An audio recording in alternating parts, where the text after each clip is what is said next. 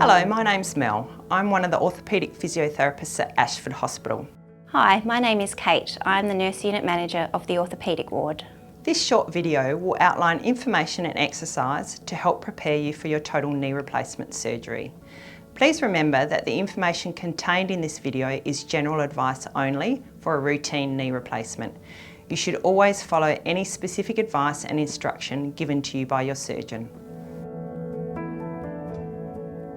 You may need a knee replacement operation when the cushioning cartilage of your knee begins to wear down. The bones of the knee eventually rub together, causing stiffness and pain. This sort of damage is usually caused by osteoarthritis, also known as wear and tear arthritis.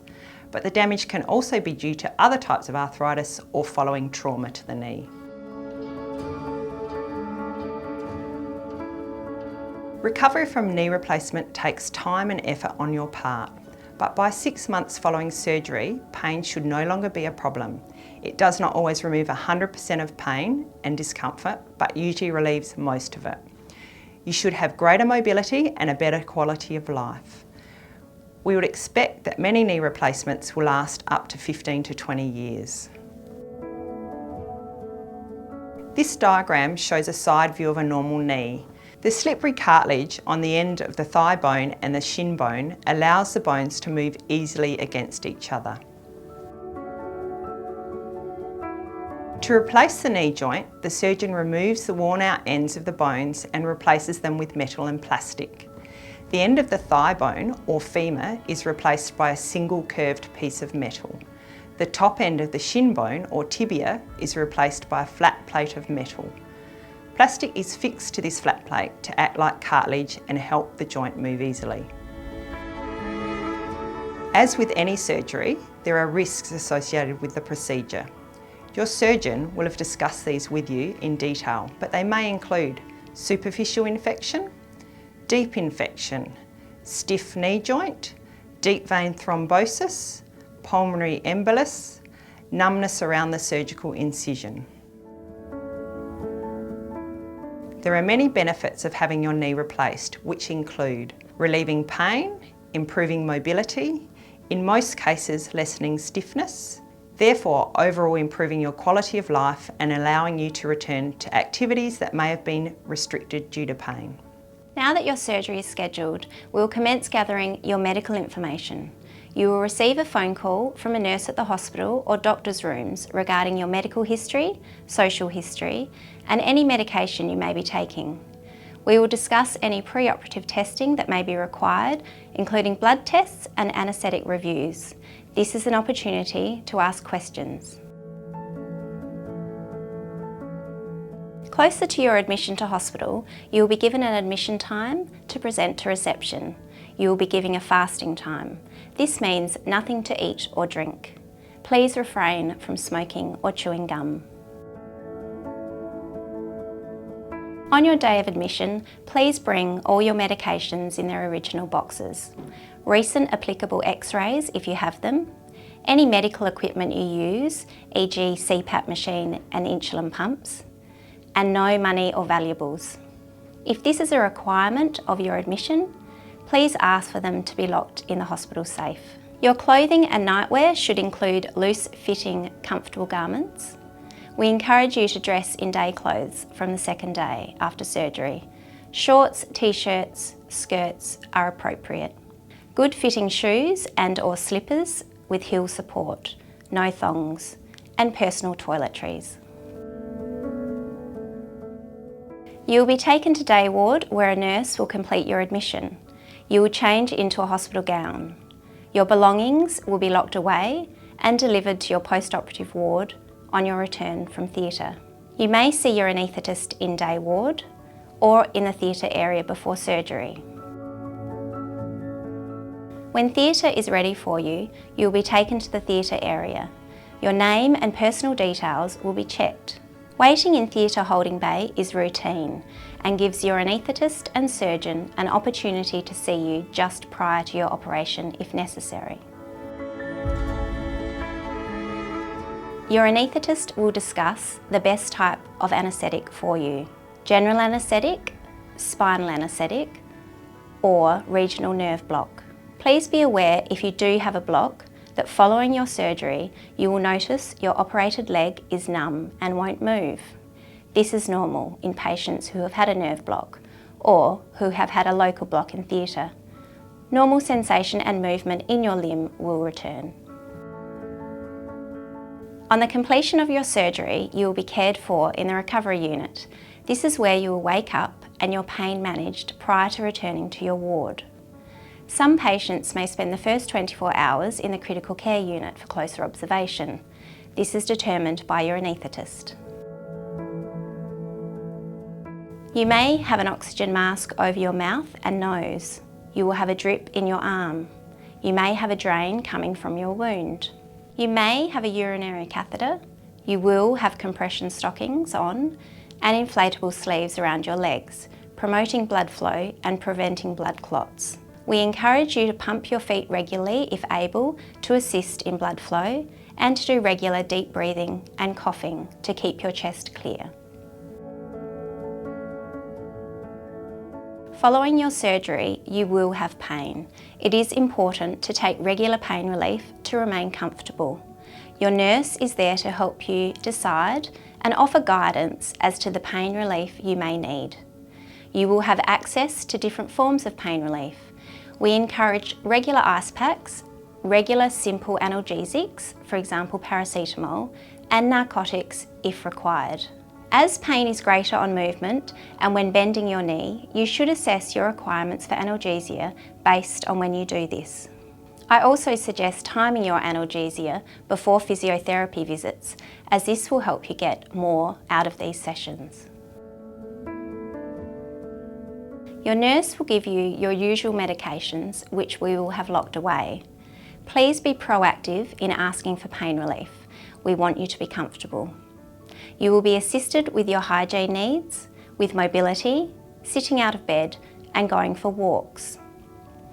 Each day you will be visited by one of the orthopaedic physiotherapists. In the next section, Mel will talk with you about physiotherapy visits on the ward and your exercises and expected progression throughout your hospital stay. Our aim is to assist you to become safe, independent and get back to an active lifestyle. It is important to remember that people progress at their own rate, depending on many factors, but the majority of people are safe to discharge 3 to 4 days after their surgery. As mentioned already, pain relief is very important. You need to be comfortable enough to move and participate in therapy to gain the best outcome from your surgery. Generally speaking, people progress through the following stages after their surgery.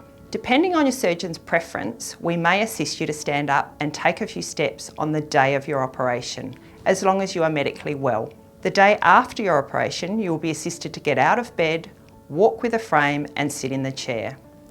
It is important to note that you will sometimes have some attachments, for example a wound drain, a urinary catheter or an IV pole. These things do not stop you from walking or getting out of bed. Over the next 2 to 3 days, we'll be aiming to improve your walking and we will advise you when you are safe to become more independent on the ward. We'll be aiming to increase the distance that you are walking each day. Once you are safe walking with a frame, we will aim to assist you to start walking with 1 to 2 sticks. Before you go home, you'll be shown how to safely negotiate a step or stairs. After completing this safely, you are ready to be discharged from hospital if you are medically stable. As mentioned previously, you will be in hospital for a total of 3 to 4 days after your operation. In addition to walking, you will be provided with some exercises that are essential for your recovery and getting the best out of your new knee. It is important that you practice each exercise. It is normal to feel some discomfort during and after completing these. By working hard and practicing regularly, most people are able to regain good movement and strength. Most patients should aim to be bending their knee to at least 90 degrees by the time of discharge. We will advise you regarding the use of ice and the timing of pain relief to allow you to perform your exercises effectively. We generally encourage people to practice the exercises between 3 to 5 times per day. We will provide you with a sheet that outlines these. We will now go through the exercises. You may like to practice yourself as we go through them. The first exercise is the foot and ankle exercise, where you should pump your feet backwards and forwards. You should perform these exercises on both feet and aim to start as soon as you remember when you wake up following your operation. This helps to get your circulation going and to prevent blood clots from forming. Aim to do at least 10 pumps of both feet every hour that you're resting during the day. The next 5 exercises should be practiced when you are lying on your bed. To complete the first exercise, tighten the muscles on the top of your operated thigh by pushing your knee down into the bed. Keep your knee as flat as possible and hold for 3 to 5 seconds and then relax. It is important to get the knee bending well again. Practice bending the operated knee by sliding your foot along the bed. You should aim to bend your knee as far as you can. You may use your hands to help with this exercise. The inner range quadriceps exercise will help to further strengthen your thigh muscle. Place a rolled towel underneath your knee so your knee is resting on the towel. Straighten your knee and lift your foot off the bed while keeping the back of your knee on the towel. Hold for 5 seconds and then gently lower your foot back to the bed. Remove the towel at the end of the exercise and avoid resting for prolonged periods with the towel under your knee. It may be comfortable, but it can cause tightness at the back of your knee that can be hard to reverse down the track. To perform the straight leg raise, bend your good leg, place your foot on the bed and then lift your operated leg off the bed, keeping the knee as straight as possible. Hold for 5 seconds if you can and then gently lower your leg back to the bed. You should feel this working the muscles in the front of your thigh. Next, roll up a towel and place the rolled towel under the ankle of your operated leg. Relax and allow your knee to straighten. You may feel stretching along the back of your knee. If you don't, you can add some gentle pressure using your hands by pushing down on the front of your thigh. You can hold this stretch for up to 5 minutes. The last 2 exercises should be practiced when you're sitting in a chair. To perform the knee extension exercise, lift your foot off the floor and straighten your knee as much as possible. Hold this position for 5 seconds and then lower your foot back down. You should feel this working the thigh muscle on the front of your leg. The final exercise helps to improve your knee bend. Draw the foot of your operated leg back towards the chair as far as you feel comfortable. You can then cross your good leg over the front of your operated leg and use the good leg to help bend your knee further as far as you feel comfortable. Hold this position for 5 seconds and then relax both legs. If you're having surgery on both knees or have pain in your other leg, you can use your hands to help further the knee bend. It is a good idea to have a go at the exercises before the operation so they are familiar to you.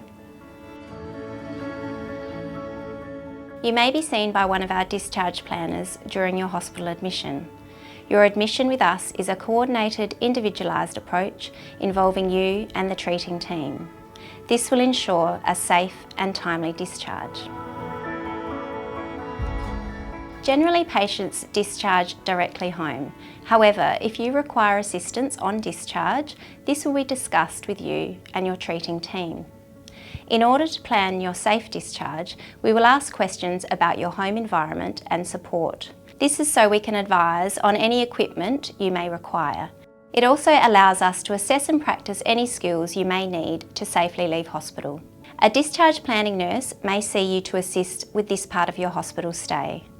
We would encourage you to plan ahead prior to your surgery. For example, you may wish to freeze some meals or organise assistance with any household chores, shopping or gardening. Move kitchen and food equipment to a convenient height.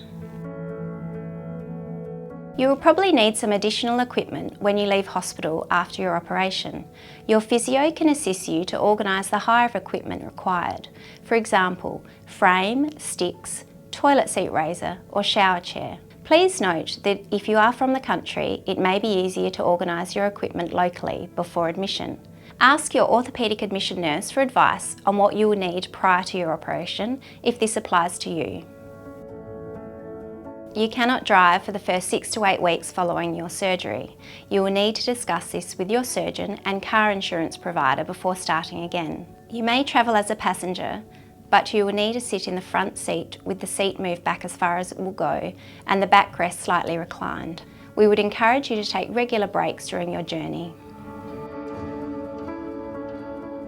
Your recovery will take at least 8 to 12 weeks, and you should discuss with your surgeon before you resume work and other physical activities. We hope you've found this information helpful, and we look forward to meeting you when you have your surgery.